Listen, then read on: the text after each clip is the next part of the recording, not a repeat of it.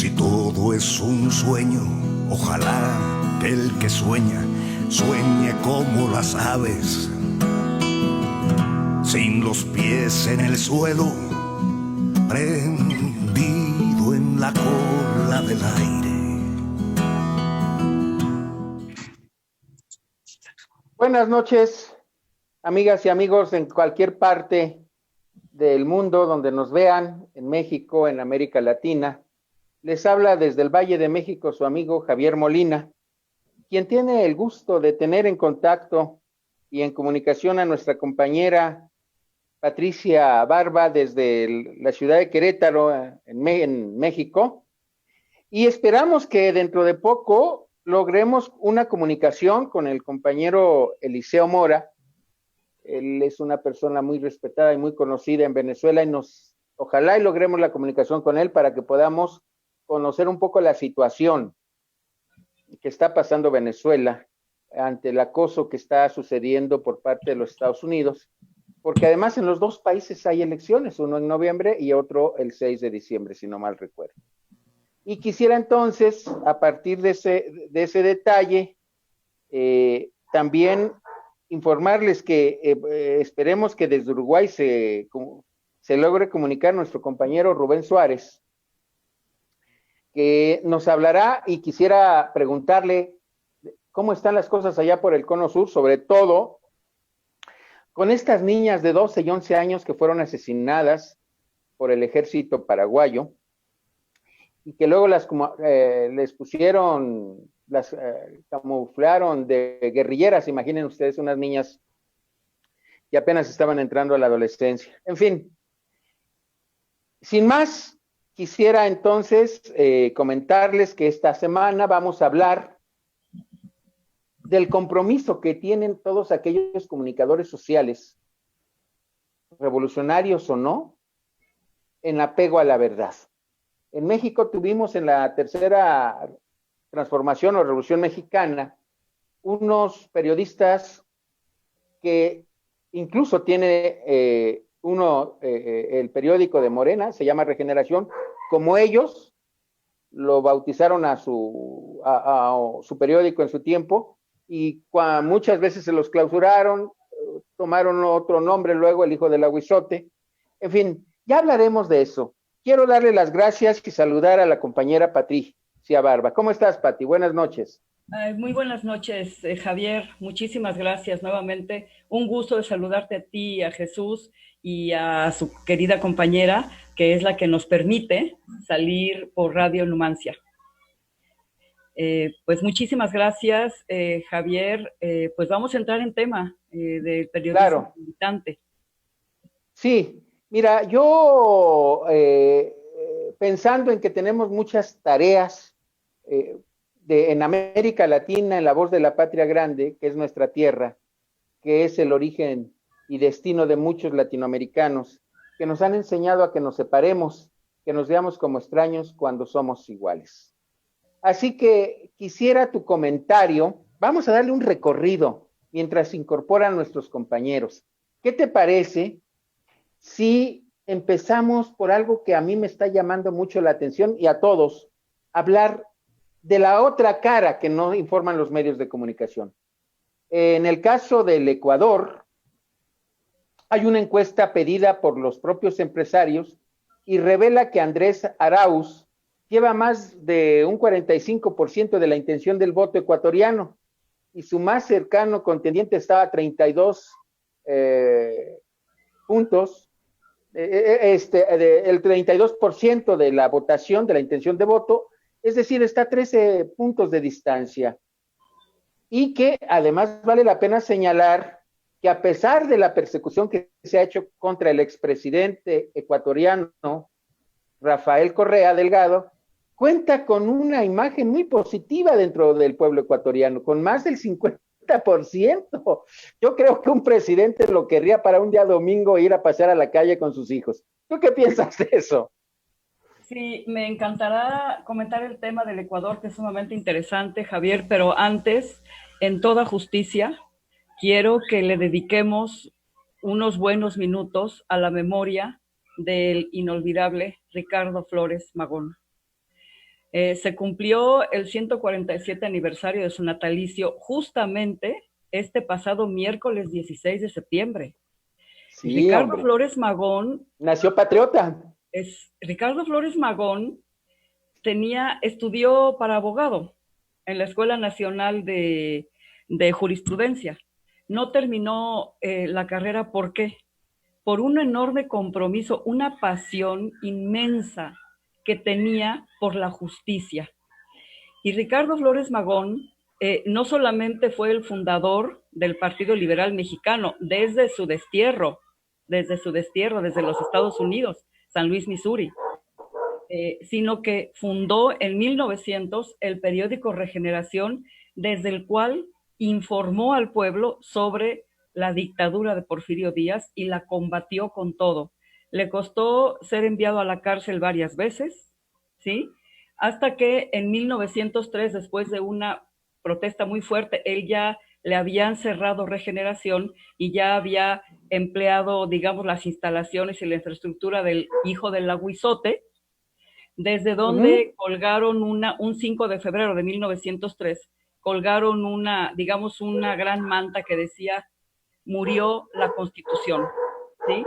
En ese momento es apresado nuevamente y ya cuando sale de la cárcel en 1904, se ve forzado al exilio junto con su padre, su hermano y otros compañeros, ¿no?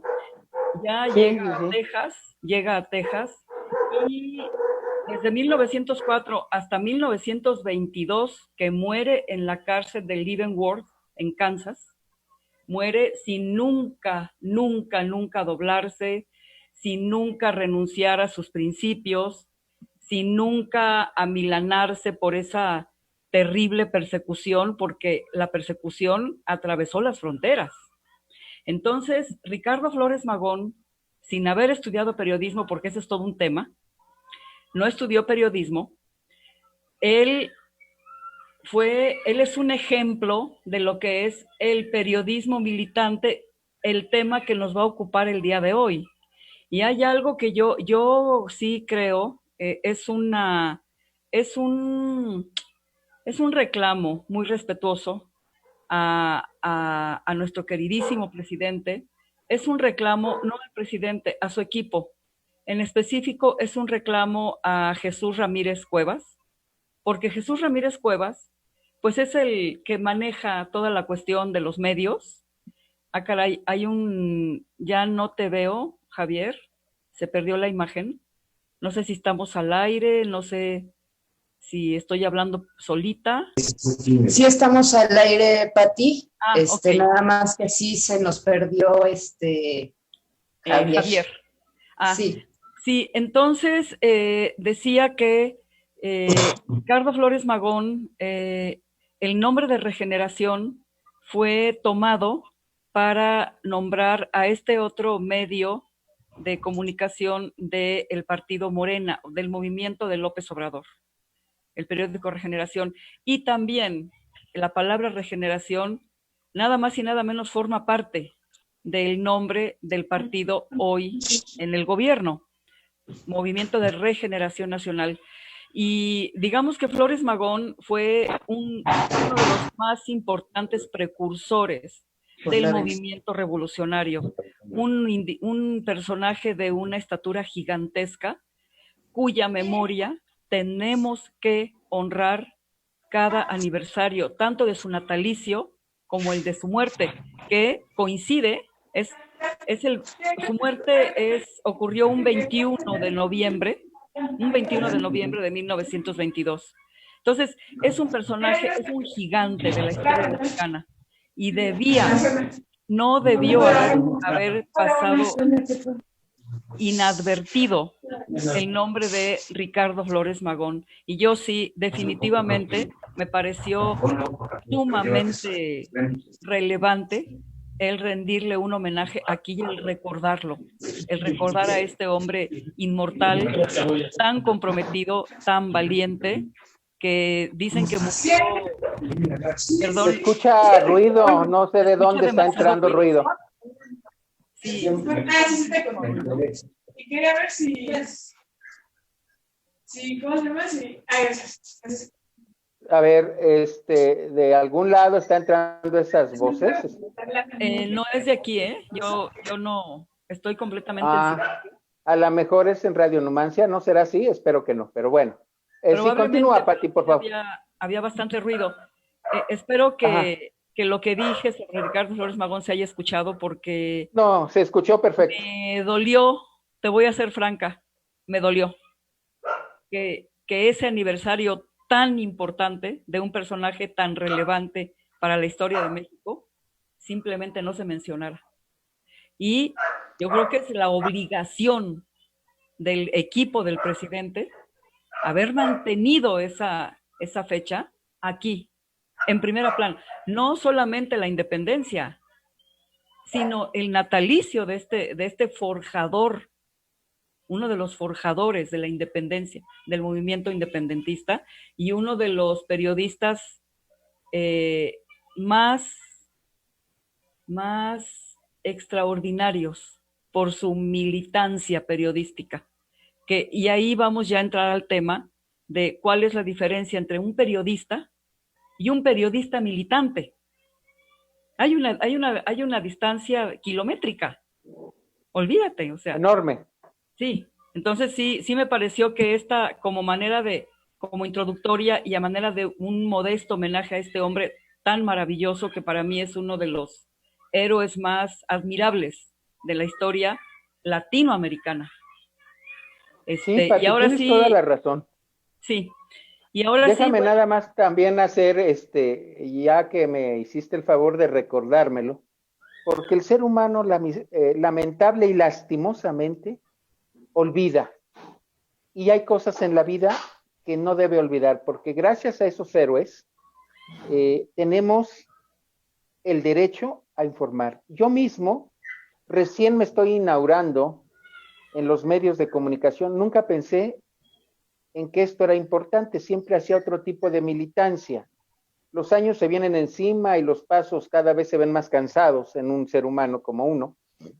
Y entonces decidí que lo poco que he aprendido del mundo rodante hay que ponerlo a circular y a conocer por medio de los demás, a través de los demás y para los demás. Este es el hecho de los hermanos Flores Magón, que incluso el mayor se cansó y los fue abandonando. Él siguió hasta el final, y también quiero señalar una cosa. Aquí el gobierno, tanto mexicano como el norteamericano, deben esclarecer por qué él no murió. A él lo mataron, sí, según las fuentes bien informadas. Sí. Él era un hombre que fue perseguido más allá de las fronteras, como cualquier revolucionario del mundo lo es. Así que precisamente una de las fortalezas de cualquier poder popular, en este caso, ojalá y logremos comunicarnos con Eliseo, nos platicará cómo es posible que mantengan la llama de la verdad, de la comunicación y de la resistencia frente a un acoso imperial muy fuerte en un país donde no solamente se le da herramientas para enfrentar las carencias al pueblo, sino también los mecanismos de información a través de las radios comunitarias y una serie de elementos de la comunicación. Yo creo que los hermanos Flores Magón fueron amigos de la verdad y enemigos de los políticos en turno. Yo creo que está de más decir que no fue de los sagrados de Francisco I. Madero, ni de Venustiano Carranza, ni de Álvaro Obregón, ni de ninguno de esos políticos. Hubo más acercamiento incluso con la gente de Zapata y de Villa, y con los revolucionarios que, por ser tan comunes, los Hernández, los López, los revolucionarios de a pie, que nosotros tenemos la obligación de recordarlos, porque gracias a esos es que se mantiene la llama prendida. Yo creo que tienes razón, tendríamos que estar haciendo algo al respecto para que los hermanos Flores Magón se conviertan en un ícono importante de la tercera transformación y de la cuarta, porque sin ellos no tendríamos ese espíritu, esa valentía y ese ejemplo a seguir muchos. Es mi humilde opinión.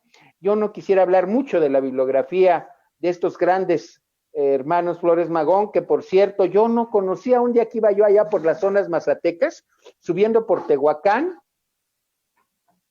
me dicen, alguien me dijo, de aquí, esta zona para allá, son los hermanos Flores Magón.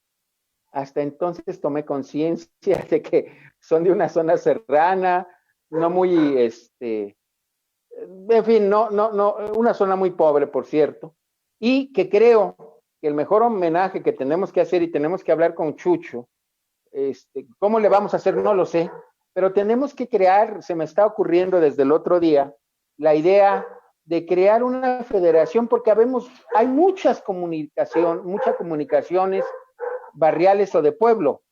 Hay que juntarlos, hay que hacer un frente de los medios de comunicación que están al servicio de la Cuarta Transformación. Si los medios monopolizadores de la burguesía nacional se dedican a difamar al gobierno de la Cuarta Transformación y a estar friega y friega, nosotros tenemos el derecho y la obligación y tenemos que contar con el apoyo de las fuerzas para que no sigan asesinando a comunicadores. Yo he sabido de muchas amigas y amigos de radios comunitarias que han sido asesinadas y que hasta el momento no han sido esclarecidos sus asesinatos ni llevados a la cárcel a sus asesinos, tanto materiales como intelectuales. Es lo que puedo agregar a tu comentario, Pate. No sé qué más nos puedas regalar con tus opiniones, que por cierto son bastante acertadas. Nada más regálame otros 3 minutitos porque esto es muy importante.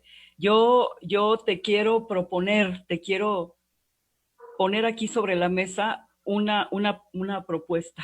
O sea, que se cree el premio al periodismo militante Ricardo Flores Magón. Me parece que tendríamos que impulsarlo, pero ya. Sí. Y yo creo que si nos apuramos, podríamos hacerlo el 21 de noviembre, fecha en que fue asesinado en Estados Unidos. Tenemos 2 meses. Sí. ¿No? Sí. Yo digo, ya que sale esta propuesta.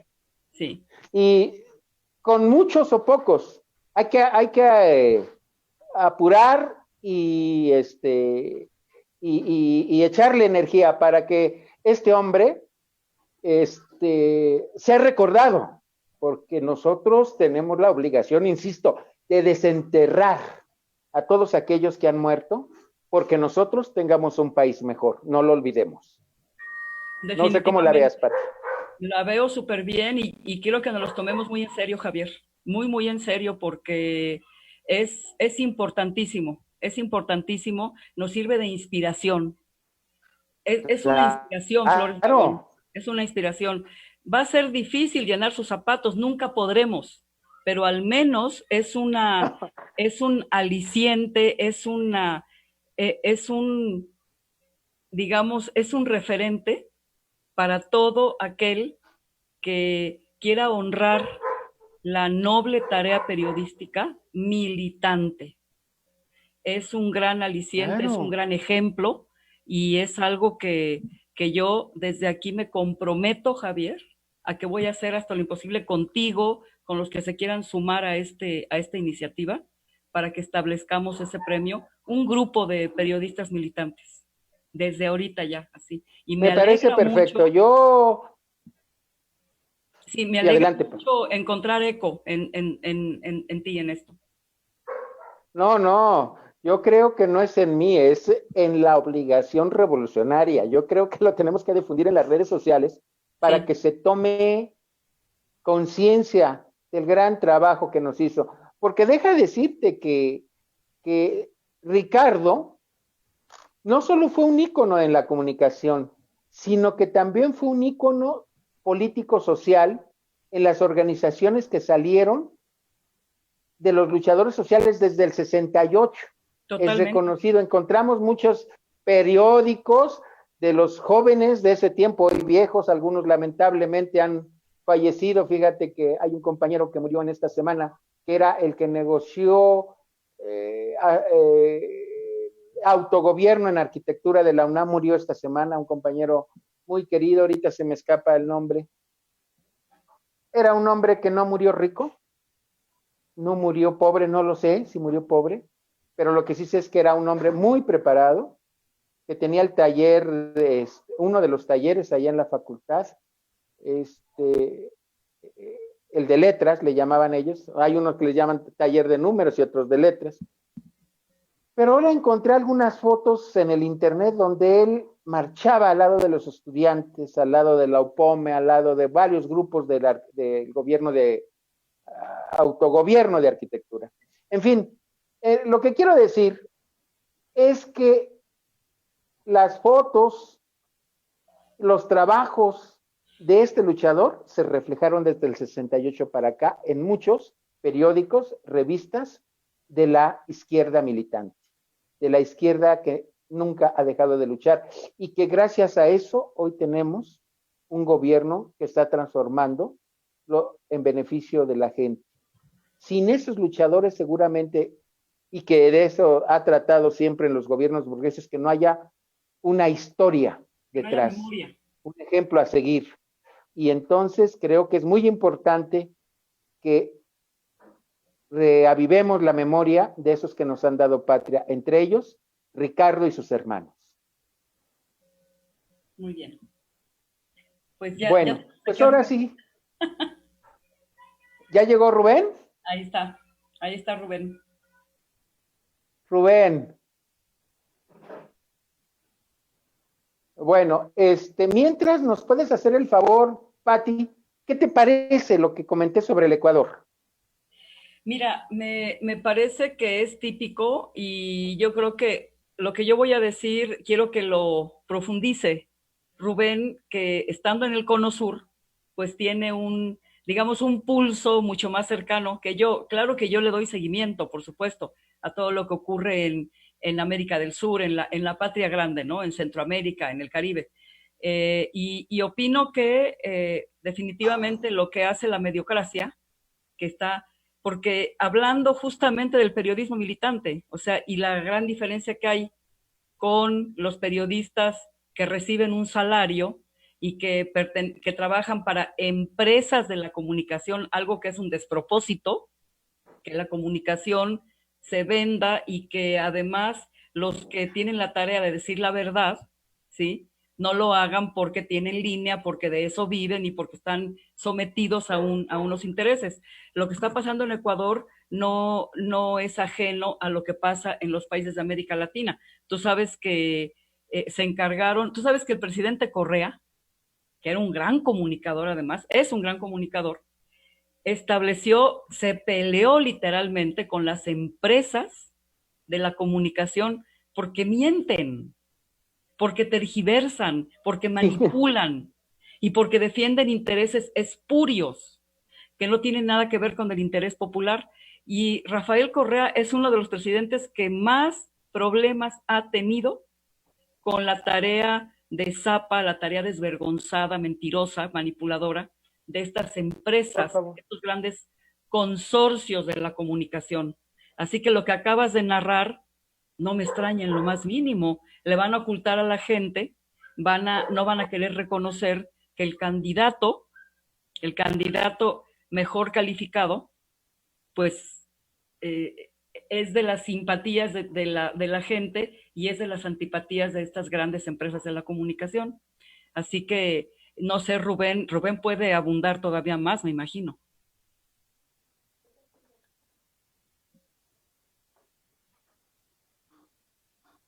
Rubén, no se te escucha. Tienes apagado tu micrófono.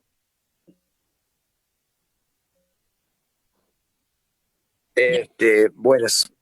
A ver si ahora se escucha. Sí.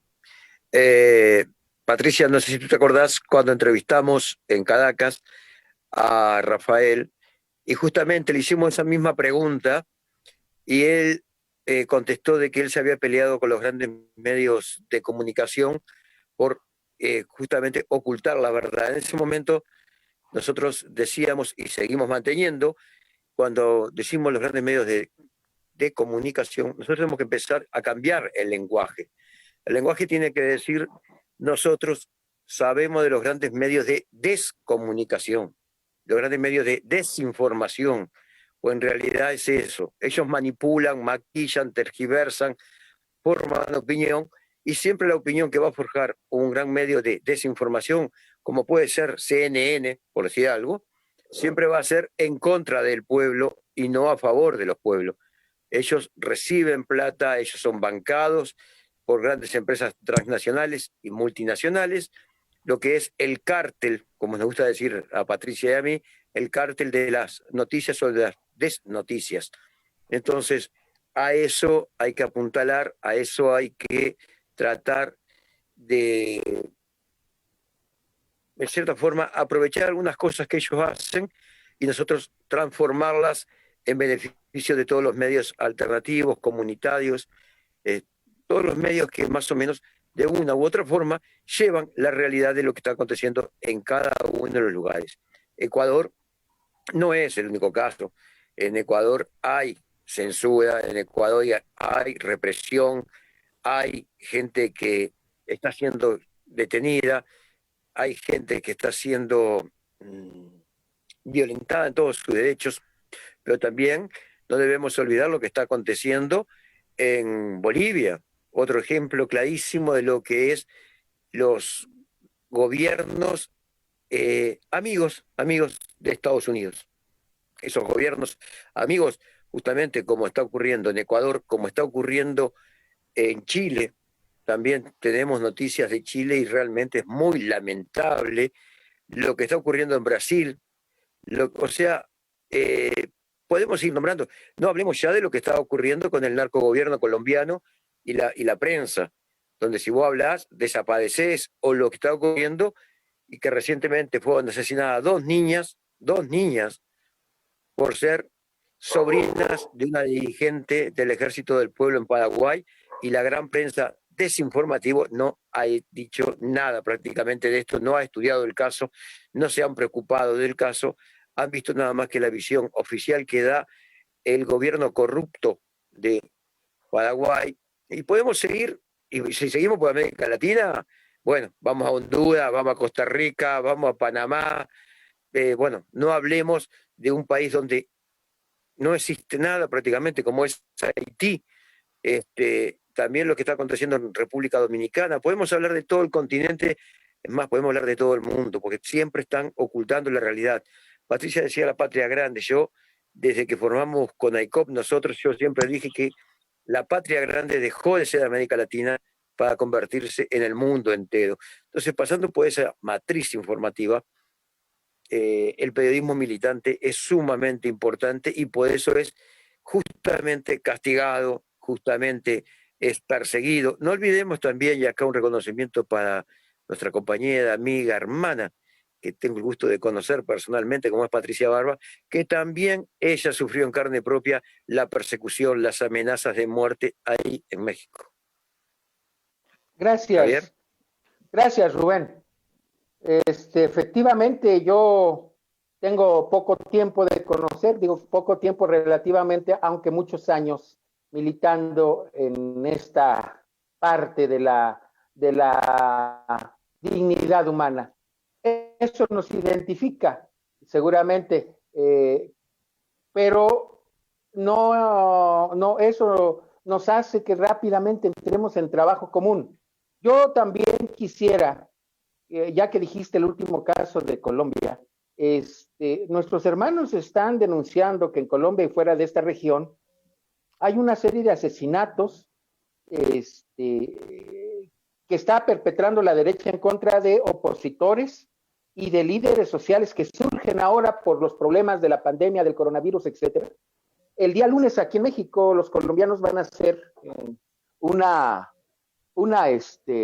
manifestación en contra del gobierno colombiano aquí en México, pero yo creo que en un honor a esos compañeros que están siendo asesinados, líderes sociales, ustedes que conocen, digo, la violencia policial y militar está extendida en todo el continente americano y en varias partes más del mundo, pero por ahora aquí hay como una intención de no hablar de América Latina, e incluso ahora que habíamos y luchábamos porque se dejara pasar a todos los compañeros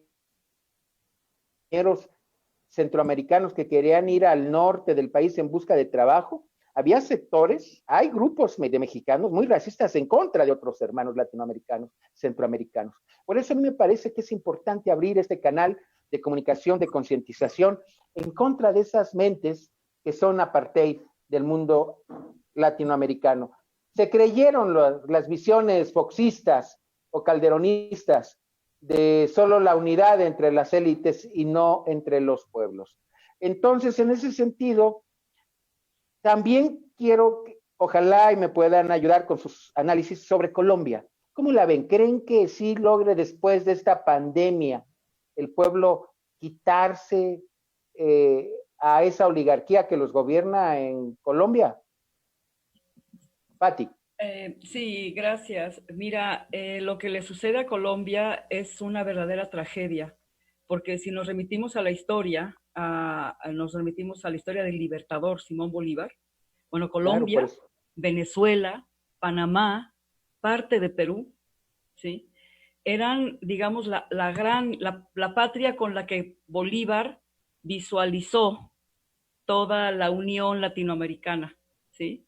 Entonces, en lo que se ha convertido Colombia hoy, es absolutamente, es lamentable, es un insulto a la memoria de Simón Bolívar, pero sobre todo es una enorme tragedia porque Colombia está convertida en una colonia gringa, 7 bases militares, y Colombia es el suelo que utiliza la plutocracia norteamericana para armar guerras multifrontales en contra del resto de las naciones latinoamericanas.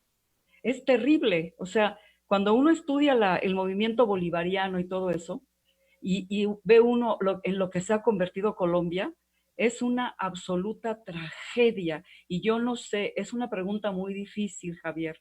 ¿Qué va a suceder después de esta pandemia? Aquí no quiero entrar en controversia. Ya Rubén y yo tenemos una coincidencia en la forma como se ha manejado el problema de este virus, y creo que hay una coincidencia también con Fernández Noroña. Nosotros no vamos por ahí, pero bueno, no me quiero desviar. ¿Qué va a suceder después de que se les ocurra a los que quisieron utilizar este virus para debilitar, para inmovilizar, para manipular, para controlar a países enteros? Porque como decía el propio Bolívar, si tú controlas, y también lo decía Flores Magón, si tú controlas la economía de un país, controlas al país. Y lo que estoy queriendo decir es que esta pandemia, y si quieres, dedicamos otro programa a esto. O sea, ni siquiera catalogarlo como pandemia se justifica. Pero bueno, ¿qué va a suceder cuando decidan que ya fue suficiente, que ya no hay por qué mantener a la gente recluida en su casa, y ya no hay por qué seguir impidiendo que las organizaciones políticos-sociales se reúnan y tengan actividad política? O sea, esto de veras va más allá. No sé cómo la sociedad colombiana va a reaccionar, no sé qué va a pasar después de que estas élites que tomaron el coronavirus como herramienta de control decidan ya no, ahora sí ya todo el mundo puede salir, ya pueden, ¿no? Todo este tiempo perdido, claro. Javier, es tiempo perdido, ¿sí? Entonces, es difícil decirte porque además, bueno, las FARC, en una muestra de una absoluta honestidad y compromiso con los colombianos, ellos cumplieron con lo acordado en esas pláticas, esas negociaciones de La Habana. ¿Y qué hizo el gobierno nefasto, controlado por Uribe, que ahora ya los gringos le dieron una patada en el trasero, porque así se manejan las mafias? Pero, ¿qué hizo el gobierno colombiano? Nada, traicionar todos los acuerdos, y ahora las FARC están en una situación bastante difícil, porque ya se habían incorporado a la vida política abierta, ya no clandestina, ya no armada, pero los traicionaron de una manera brutal. Y ahora te juro que me cuesta trabajo saber qué va a pasar en Colombia. Hay mucho dinero invertido ahí. El gobierno de ahí es un narcogobierno. Es un narcogobierno o un narcodesgobierno criminal. ¿La sociedad va a ser capaz de enfrentársele? ¿Cómo se va, cómo van a caminar conjuntamente con las FARC? No lo sé, con el ejército, el ejército del pueblo, el otro ejército que hay. No lo sé, Javier, es de verdad una pregunta muy difícil de responder. No sé qué pueda comentar Rubén. Rubén. Concuerdo contigo, Patricia, va a ser muy difícil, es muy difícil. Esta pandemia imperialista, porque hay que llamarla de alguna forma, Sí. vino para quedarse, vino para adiestrar a la gente a sus casas, vino para hacer el hacé la tuya, como una vieja propaganda que hacían hace muchísimos años atrás, vino para desinformar, porque desgraciadamente es eso, es una forma de contralor de la persona, una forma de controlar cómo trabaja, dónde trabaja, con quién trabaja, y una forma de desorganizar al pueblo, porque cuando vos no tenés contactos con tus padres, los sindicatos merman, se va deshaciendo, lo que son las organizaciones sociales pasa lo mismo. Entonces, lo que hay que hacer, y creo que a nivel internacional lo estamos haciendo desde CONAICOP, es unir y seguir uniendo a la gente a través de los medios alternativos y a través de las plataformas que siempre también reitero yo decía una vuelta en un programa de Fencai que los gringos hicieron internet para dominar el mundo ellos y que nosotros lo que deberíamos de hacer es transformar internet en un arma en contra de sus creadores y hacerla roja, rojita, para seguir avanzando en el proceso integrador de la patria grande. Colombia, Claro. indudablemente, está sangrando, sangra Colombia. Son asesinatos selectivos, tiene un gobierno asesino selectivo que va contra la población, que va contra los dirigentes sociales y políticos, que va contra todo aquel que dice en Colombia hay un desgobierno o un desgobierno imperialista. En Colombia, realmente, como pasa en Bolivia, creo yo que quien gobierna es la embajada de Estados Unidos en ese país, como sucede en muchos otros países también, ¿no? Claro. Esto ha traído consecuencias lógicas y nos trae consecuencias lógicas de amenazas y de demás cosas, pero bueno, hay que decirlo, no hay que tener miedo, hay que enfrentar. También saber que donde está Estados Unidos, por lo regular, lo vivimos en carne propia aquí en Uruguay, cuando tuvimos la dictadura cívico-militar que trajo el Plan Cóndor para estos lares del sur, en Argentina, en Paraguay, en Uruguay, en Brasil, en Chile, en la década de los 70 del siglo pasado. Entonces, siempre estuvo este gobierno colombiano, ya no es el primero, son varios gobiernos, que son dominados por dos lados, ¿no? Y por un lado solo se puede decir que es el imperialismo, porque a su vez el narcogobierno lo que hace es proveer de narco, justamente, a Estados Unidos, que es el primer consumidor justamente de droga, es Estados Unidos en el mundo, y esto hay que saberlo, porque también Estados Unidos, no olvidemos que trasladaba drogas en aviones para mantener a sus soldados en Vietnam, por decir un caso, cosa que creo que lo sigue haciendo hasta el día de hoy.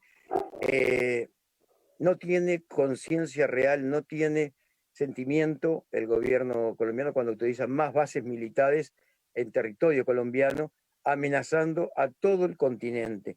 Yo creo que país que deja instalar una base militar, hay que bicharlo muy de cerca, porque en cierta forma está violando lo que es la autonomía y está violando el derecho que tienen los pueblos originarios de cada uno de sus países a vivir.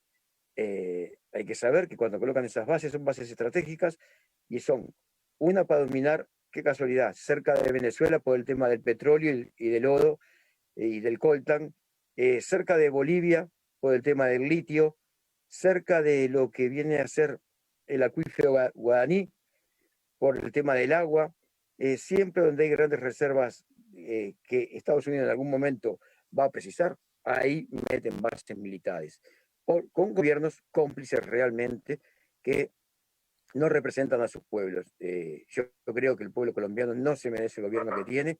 Creo que, y lo decía yo, cuando estaban aquellas cumbres por la paz en Colombia, que la FARC se estaba equivocando, que se estaba equivocando.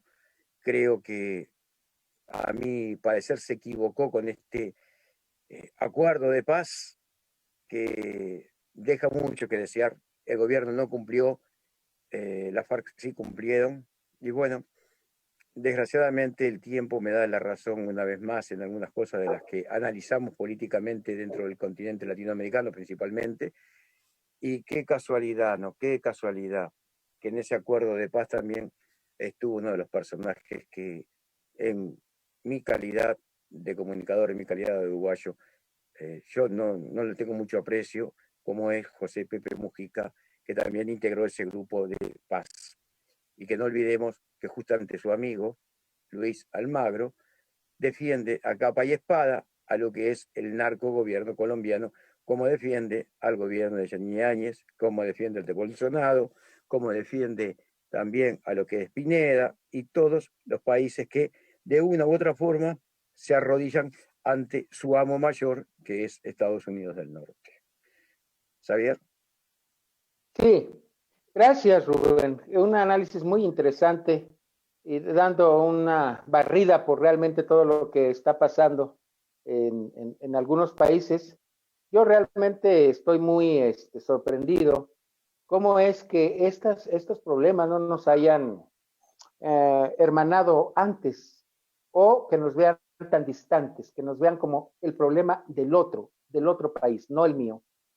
Y porque lo que llega o lo que le pasa a Colombia, tarde o temprano le pasa al país donde vives tú.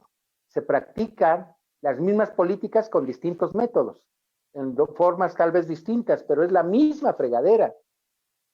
Por eso es que la voz de la patria grande creo que va a requerir y a reclamar el concurso de sus opiniones.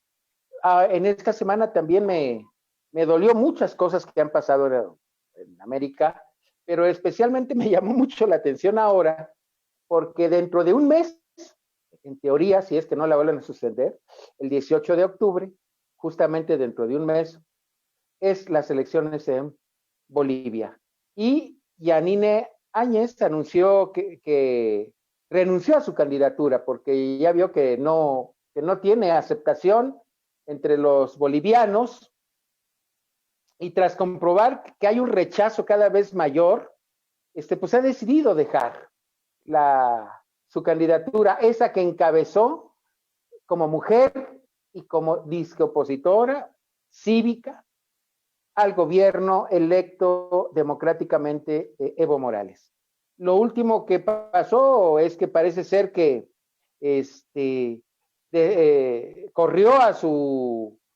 corrieron al encargado de la Procuración de Justicia y al procurador, y por otro lado, Lucho Arce, del partido del MAS, del partido que fundaron junto con otros luchadores sociales como Evo Morales, creo que pues van a volver a ganar. Si llevan a cabo las elecciones, las van a ganar. Y entonces tenemos que empujar desde los lugares en que estemos para que no se haga la cortina de humo, para que ensucien el proceso electoral en Bolivia. Ese es, quisiera yo su comentario. Hoy no estuvo por aquí nuestro compañero ex embajador de Bolivia, pero sí me parece que es muy importante hablar, porque dentro de un mes, solo en un mes, son las elecciones en Bolivia, el 18 de Sí, octubre. es más, yo, la jugada que hizo la señora Triple X, realmente la considero una jugada política muy astuta. Ella se retira dejando a otra persona tétrica también dentro de la política boliviana para que sea llevada adelante. Bolivia está muy dividida. Desgraciadamente tenemos algunos estados en Bolivia que son dominados por la derecha, pero de esa derecha fascista, nazista, que anda en una mano con la espada y en la otra con la Biblia, ¿no? Hablan de Dios y te cortan la cabeza, al igual que hicieron los conquistadores en América Latina en 1492 y posteriormente. Ahora, creo firmemente, y ojalá me equivoque, yo quiero equivocarme. El MAS va a ganar, pero a lo que le tengo miedo yo y a lo que quiero equivocarme es a que no le van a entregar el gobierno, van a buscar cualquier forma, van a dar un golpe de Estado. Se está hablando de que hay militares en rango de retiro que están conformando algún frente para hacer desmanes en estas semanas que queda hacia las elecciones. Sabemos que hay estados así que directamente domina la derecha, como es en el Beni, como es en Santa Cruz. En Tarija mismo también la derecha es muy fuerte, no así en otras partes donde el MAS tiene mucha potencia y que es el caudal de votos importantísimo que tiene. Van a hacer lo imposible para que la gente no vaya a votar. Va a haber represión, desgraciadamente. Va a haber, yo creo que enfrentamientos. Una situación muy, muy, muy brava. Y en medio de esta pandemia, yo quisiera saber realmente si van a haber veedores internacionales, cómo va a trabajar la prensa.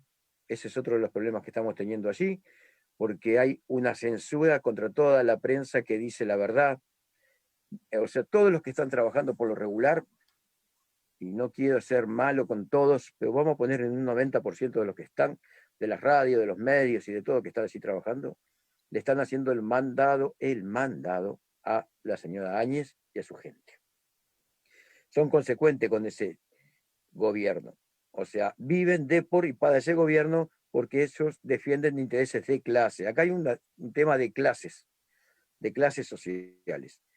Ellos no quieren que un indígena sea presidente, lo demostraron en el golpe de Estado que hicieron a Evo, y lo han venido demostrando permanentemente, principalmente la gente cruceña, cuando quería separarse, no sé si ustedes se acuerdan de esa época que también hubo ese tipo de enfrentamientos, y que hablaban de la media naranja justamente integrada por todos los estados que domina la derecha, esa derecha, como le gusta decir a una amiga mía, Gloria, culiblanco, porque es así, desgraciadamente, pero que realmente hay que saberlo, y qué casualidad que le dan el golpe de Estado a él, a Evo, le dan un golpe de Estado también a otro compañero que estaba de gobernador en el Beni, que también era indígena.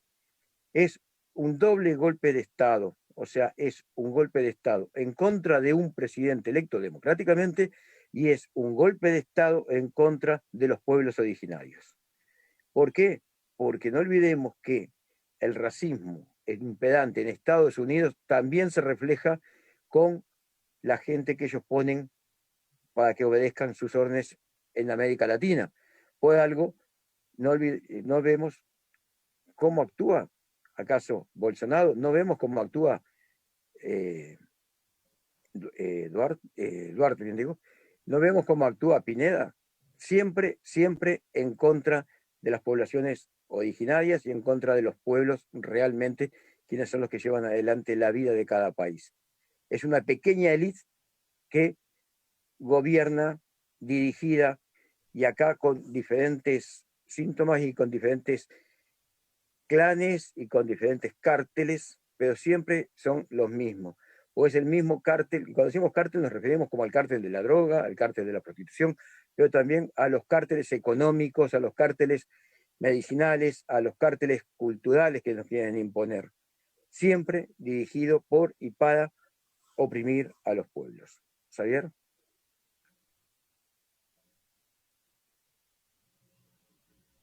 ¿Xavier? Tu micrófono, Javier. ¿Patricia? Sí, tenías tu micrófono en silenciado, Javier. Sí, por favor, quisiera que nos comentaras tú también qué piensas con respecto a este proceso en Bolivia.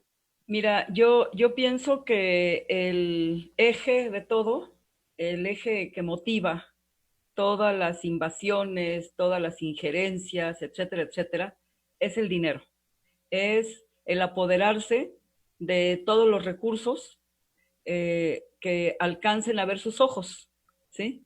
Es la ideología norteamericana que utiliza el componente racista precisamente para llegarse partidarios, ¿sí? Que por una absoluta y estúpida ignorancia no saben, porque parece que no fueron a la escuela, que todos los seres humanos, hasta el más albino, el más blanco, ¿sí? Todos provenimos de un ancestro común de raza negra que surgió hace 300,000 años en el centro de África. Todos tenemos los mismos ancestros.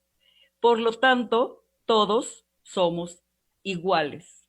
Así tengas la piel amarilla, la tengas negra, la tengas blanca, del color, es irrelevante. Entonces, cuando uno utiliza el método científico, es una cuestión educativa también, o sea, es una cuestión educativa. La educación ha sido muy carente de calidad, muy dominada por credos de distinto tipo, credos religiosos, que están peleados con la ciencia. Entonces, cuando la educación no tiene un enfoque científico, humanista, porque cuando tú conoces hechos científicos, nuestros orígenes, quiénes somos, de dónde provenimos, hace cuánto estamos aquí, etcétera, etcétera, entonces adoptas ideologías muy retrógradas, muy estúpidas, ¿no? Que son, lo que voy a decir va a parecer un poco maniqueísta, pero es la verdad. Son características de la derecha, ¿no? Entonces, son dogmas que dicen yo soy superior y merezco más, y tú eres inferior porque tienes la piel así o los ojos como sean, ¿no?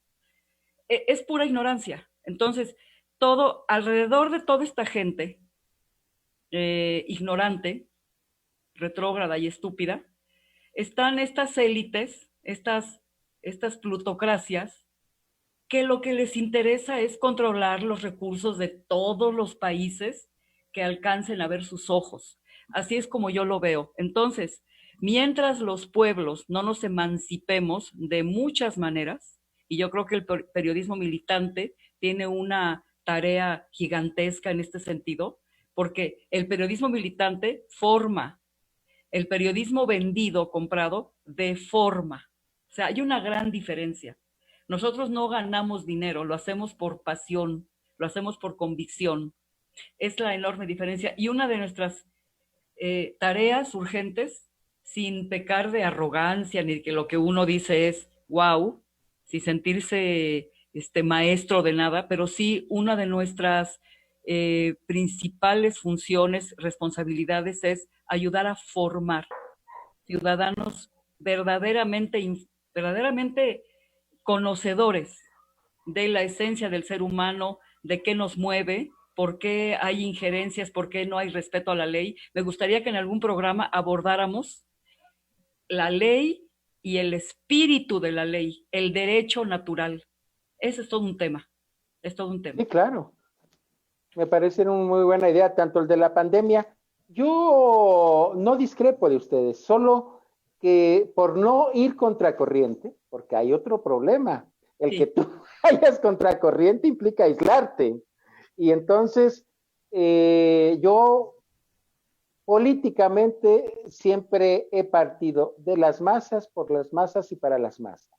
Una visión del marxismo que yo me muevo a partir de la conciencia de las masas, de la gente, y no trato de ser un vanguardista que se quede solo y aislado. Miren, yo no quisiera despedir el programa,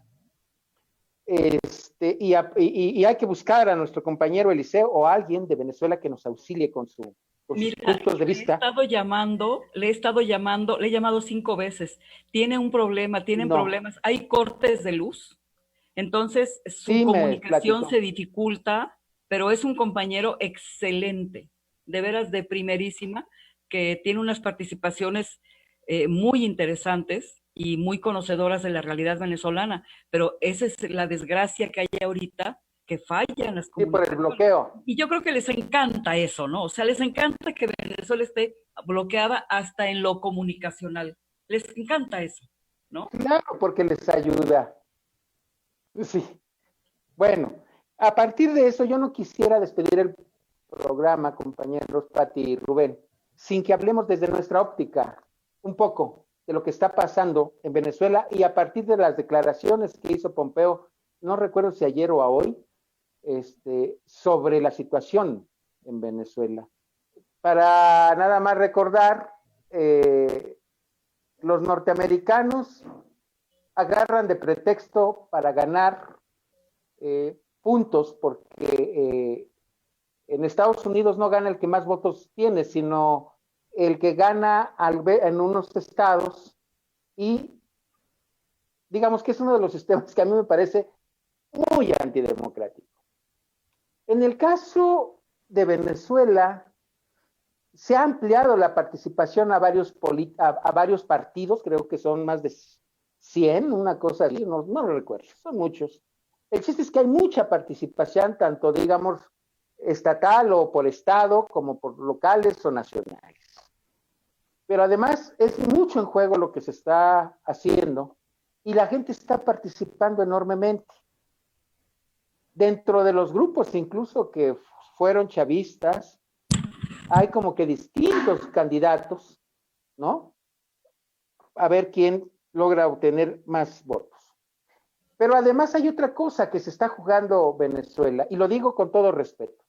Venezuela se está jugando la dignidad y la valentía latinoamericana, porque los compañeros de Venezuela en su lucha cotidiana nos están dando un ejemplo de lo que es la valentía y la dignidad política de un pueblo que, además de ser acosado como lo fue en el pasado, cuando en los años 60 Cuba, hoy está pasando Venezuela, y no porque no haya democracia, hay un exceso de democracia, sino porque los norteamericanos y los imperios quieren apropiarse de su petróleo y de la riqueza que significa el trabajo indirecto de los pueblos para su ganancia.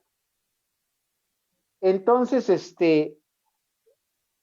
ustedes que han tenido más contacto con amigos, amigas venezolanos, quisiera que nos platicaran, quien sea, quien diga yo, ahí está.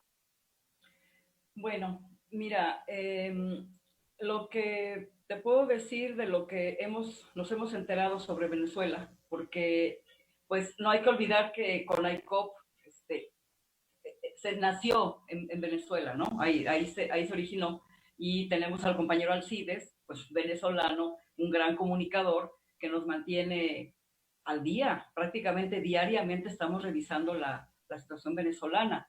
Lo que ha ocurrido es que hay dos tipos de oposición. Está una oposición espantosa liderada por los violentos, ¿no? Los violentos como Leopoldo López, que encabeza la lista y que fue el instigador de las guarimbas y de esos crímenes horrendos contra 40 venezolanos simplemente porque parecían chavistas y por el color de su piel, ¿no? Algo espantoso. Ese tipo de oposición ya está muy desacreditada. El hecho de llamar al gobierno gringo a que invada para que restablezca la democracia en Venezuela es una verdadera aberración que no les ha generado puntos, les ha restado puntos. Y tenemos este figurín ridículo, muy patético, que se llama Juan Guaidó, que ya nadie lo pela. Ya prácticamente no le hacen caso porque es muy grotesco el individuo. O sea, hicieron mal en haberlo impulsado y no ha hecho más que meter la pata, ¿no? Sí, es una figura gris, totalmente gris. Pero está este otro polo, este otro de una oposición que yo no sé si alegrarme de que no acudan a la violencia, de que no llamen a la invasión, pero que no apoyan el proyecto bolivariano, y eso es preocupante. O sea, yo no sé si alegrarme, porque te diría, por ejemplo, cuando eres un violento y cuando tú solo te das balazos en el pie por ser tan violento, porque te buscas el rechazo de la gente, es mejor. Es como si hicieras campaña por el chavismo, ¿me explico? Aquí en México, Claro, ¿por qué ganó Andrés Manuel? Porque Peña Nieto fue aberrante, fue el fue el mejor, principal promotor de Andrés. el principal promotor de López Obrador.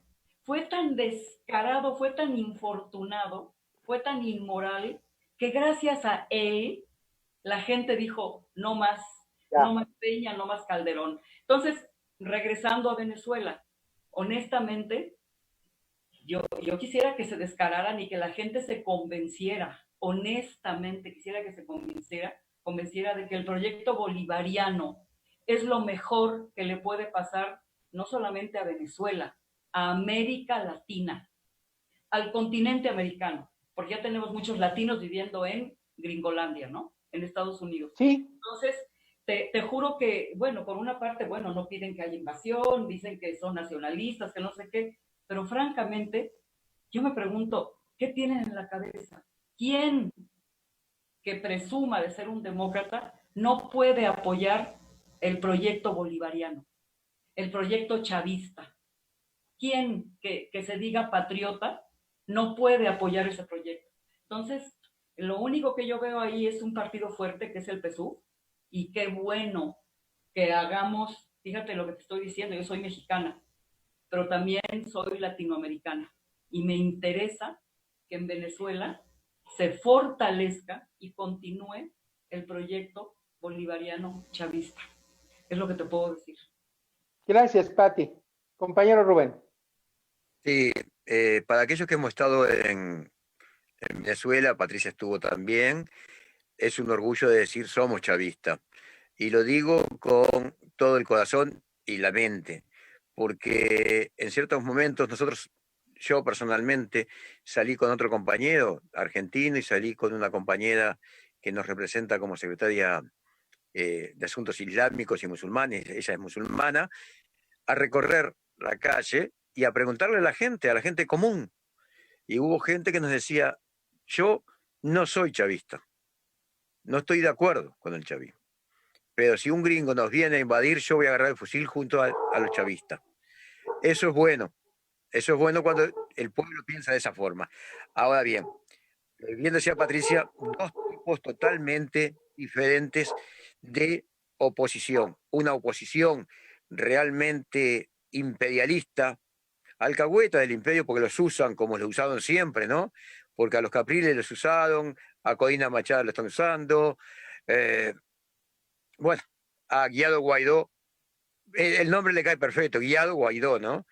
Que ya no tiene, ni en Colombia ya lo reconocen como presidente interino, dicen el señor Guaidó ahora, y no debemos olvidar que él fue electo diputado con 70.000 votos, algo así, mientras que el PSUV había logrado casi 10 millones de votos. Esa es la pequeña, gran diferencia que hay entre uno y otro, ¿no?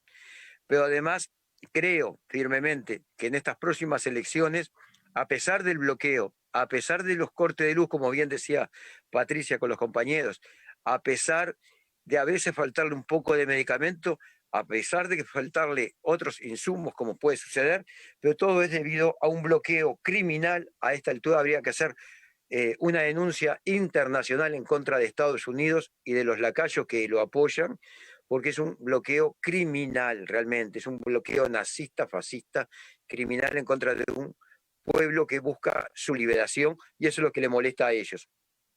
No debemos olvidar el robo que le está haciendo Inglaterra con quedarse con el lodo de ellos, el robo que le está haciendo Estados Unidos con los embargos que tiene, el robo que le está haciendo a Venezuela al no permitirle inclusive que se le mande plata, porque también está casi hasta prohibido para los propios venezolanos que están fuera o para amigos enviarle plata o ellos enviar plata para, como es común, como hago yo acá en el Uruguay, yo recibo plata de afuera y mando plata para afuera. Allá no se puede prácticamente. Llegamos al extremo de una empresa de canal como es DirecTV de salir del país por orden de Estados Unidos y de violentar un derecho a la comunicación como es el bajar la señal de Telesur. Nosotros en Conaicom hemos logrado una alianza estratégica con Telesur, y en nuestra página web de pronta salida y en nuestro blog también en nuestro blog ya se puede ver Telesur en HD, en la página que vamos a tener, que se va a llamar www.conaicop.org. También hay una subpágina donde se va a ver el canal en vivo de Telesur. O sea, hay cosas que hay que unir, hay que seguir uniendo y hay que seguir forjando la unidad comunicacional de todos. Por eso, desde que se creó, y acá tenés a dos fundadores de Conaicop, justamente como es Patricia, como soy yo, en esas cosas lindas que tiene a veces la comunicación, cuando recién, en una idea que se ocurrió hace unos 14 años de largar unos correos desde acá, desde Radio Ciudadana, largamos correo, me respondieron desde Monaga, Alcides Martínez, Marco Rodríguez, desde México me respondió Patricia, y fuimos forjando algo que fue Contacto Sur, y después vimos la necesidad, ya va para 10 años prácticamente, el 12 de abril del año que viene, Conaicop cumple 10 años ya, y vimos la posibilidad de crear algo que éramos 5 o 6 gatos locos, como le decimos acá, y hoy sobrepasamos muchos millares de personas y otros cientos de miles que nos escuchan, nos ven, nos llaman, nos tienen como referencia. Es un logro, es una importancia, pero eso se basa en algo que sí es cierto, llevar la verdad real. Y cuando decimos la verdad es porque nosotros hemos estado en Venezuela y los que hacemos la comunicación dentro de Conaicop, decimos lo que está pasando en cada uno de nuestros países y muchos hemos visitado los diversos países. Entonces, cuando hablan de Venezuela, hay que sacarse el sombrero. Cuando hablan la descomunicación, que no hay comunicación y que hay censura, es extraño, ¿no? Porque también lo vimos con Patricia. Cuando Nicolás o cualquiera de sus ministros o cualquier diputado salía a hablar, los primeros canales que estaban allí, o era Fox, CNN, es algo que es cómico, pero fíjense en ustedes cuando van a hablar, ¿quiénes son los primeros en entrevistar? Siempre son los canales gringos principalmente, los ingleses y los franceses. Lo otro, la realidad de Venezuela la estamos sabiendo permanentemente. Tenemos innumerable cantidad de amigos y de compañeros, de hermanos en Venezuela. Alcides Martínez, nuestro referente, nuestro secretario general. Tenemos allá cantidad de cosas. Y yo hago una pregunta. Cuando nosotros queremos conectarnos a veces con algún ministro, voy a decir, de Colombia, ¿se puede? Cuando me quiero comunicar con algún ministro de Chile, de Brasil, ¿se puede? No, no se puede. Sin embargo, nosotros hemos hecho programas y hacemos programas permanentemente con la compañía Tania Díaz, con Blanca Ecaut. Ayer, sin más decir, hicimos un programa internacional con Adán Chávez, seguiremos haciendo otros programas más. Entonces, si eso es censura, yo quiero esa censura para mi país, que cualquiera pueda hablar con cualquiera de los ministros, con cualquier integrante del gobierno.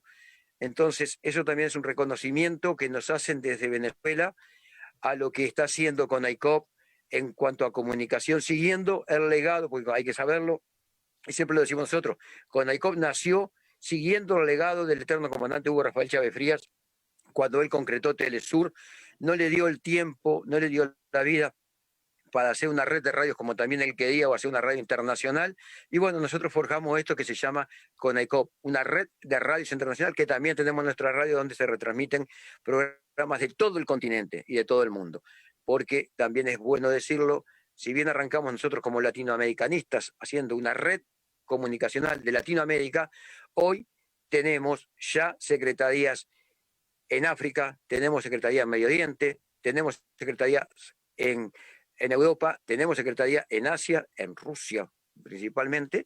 Entonces, eso es la unidad real de la comunicación. Ahora, Conaicop se tiene que definir, Conaicop se ha definido y ustedes lo han visto siempre del lado de, por y para el pueblo. Así como cuando hicimos la campaña por Morena en México, apoyando, hicimos la campaña por Kirchner, por los Fernández en Argentina, la campaña por Lula, la campaña de Evo, la campaña del Frente Amplio en Uruguay. Hoy por hoy decimos, yo soy chavista, yo soy Partido Socialista Unido de Venezuela, que es el único partido real que existe en Venezuela que representa al eterno comandante Hugo Rafael Chávez Fría, siguiendo el legado de él, ¿no? Y bueno, las urnas lo van a decir quién es el que va a tener la mayor cantidad de votos que va a haber. Y saludo a toda esa militancia aguerrida, esa militancia consciente, a esa militancia sufrida, porque sin luz, sin agua, a veces, en medio de la pandemia, a veces hasta con necesidades económicas o necesidades de también de diversión, salen a militar, están permanentemente. Y ustedes notarán, todos los que estén oyendo, que nosotros no ocultamos nada de lo que está aconteciendo en Venezuela. No ocultamos, no decimos, no, en Venezuela se tira para arriba el agua, se tira. No. Nosotros decimos, hay falta de esto, hay falta de aquello, pero también decimos, todas esas faltas que hay, indudablemente, son pura y obra principal de Estados Unidos y de ese embargo que está haciendo él y sus lacayos. Entonces, nuestro repudio generalizado a lo que salió, a ese informe nefasto, traidor y vendepatria que también, hay que decirlo, lo apoyan algunos partidos de la izquierda de América Latina, como es una diputada, vamos a decirlo así, muy luchadora en la Universidad de Chile y hoy sale despotricando en contra de lo que es Venezuela, y me refiero a Camila Vallejo del Partido Comunista Chileno. Entonces también hay que decir las cosas, hay que dar los nombres y hay que decir los compañeros se equivocan muchas veces. Como también digo, en Venezuela hay gente y hay partidos políticos que se están equivocando al salir del gran pueblo patriótico. Veremos lo que le dicen las urnas. Yo calculo que esos, yo ya no les voy a decir compañeros, esa gente que se fue del pueblo patriótico no va a sacar la cantidad de diputados que tenían ni la cantidad de senadores que tenían, porque no tienen la fuerza suficiente como para estar haciendo lo que están haciendo y que le están dando armas a la derecha para trabajar en contra del legítimo gobierno que también nosotros participamos cuando fue electo Nicolás Maduro como presidente de la República Bolivariana y Chavista de Venezuela. Para despedirme, nuestro apoyo total al Partido Socialista Unido de Venezuela, único partido chavista que existe en Venezuela. Agradezco y bueno, nos veremos en el próximo programa. ¿Tenés apagado el micrófono, Javier? Muchas gracias, Rubén. Como ustedes se habrán dado cuenta, hay muchas cosas que en México ignoramos por el bloqueo de información o desinformación. Hay mucha información con respecto a Venezuela, pero que es una desinformación. Aquí ser chavista es un error, decir que uno apoya a Venezuela, que apoya, es más, una manera de desacreditar a cualquier persona, decir, ¿qué tú quieres que México se convierta en otra Venezuela? Así nos empezaron a atacar.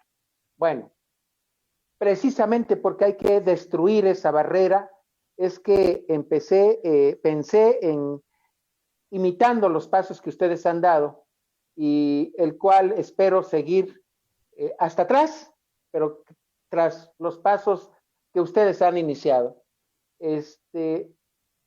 dando a conocer la verdad sobre América Latina. Esa es la intención de un programa como estos que cada 8 días vamos a hacer y que estoy pensando en mandar cápsulas. Yo escucho las cápsulas que produce CONAICOP de América Latina y del resto del mundo y yo creo que seguramente les vamos a dar un seguimiento. Así que les agradezco mucho su participación en esto que es la voz de nuestra patria, América Latina, y por los comentarios del compañero Rubén, dice que no nada más América Latina es nuestra patria, sino el mundo entero. Así sea. Veámonos pues el próximo viernes a la misma hora, con el mismo criterio y esperando que nuestros compañeros de lucha gocen de larga vida y larga esperanza. Hasta la próxima. Y muchas gracias por su colaboración, Pati. Buenas noches, Rubén. Buenas noches hasta el Uruguay. Dentro de 8 días, a ver si hablamos del proceso en Argentina, que me parece muy importante, lo que está pasando en Argentina, porque el presidente mexicano ha estado muy de cerca con el presidente argentino apoyando las medidas y hasta donde se les ha ido bastante bien en este proceso, a pesar de los ataques de la derecha argentina y de la derecha internacional. Bueno, mil gracias y muy agradecido por su participación. Amigas, amigos, buenas noches y los espero el día de mañana a las 7 de la noche en el programa Otras Voces. Muchas gracias. Se despide de ustedes su amigo Javier Molina. Muy buenas noches. Buenas noches.